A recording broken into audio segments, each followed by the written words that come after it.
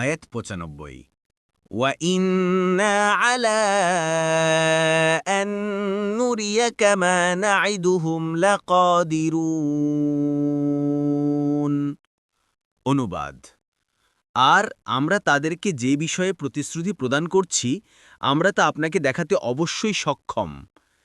১ নং বোরকা যেহেতু কাফেররা আযাবকে অস্বীকার করত এবং রাসূলুল্লাহ সাল্লাল্লাহু আলাইহি ওয়াসাল্লামকে নিয়ে ঠাট্টা করত, তাই আল্লাহ বলেন, আমি আপনার সামনেই তাদের উপর আযাব দেখিয়ে দিতে পুরোপুরি সক্ষম।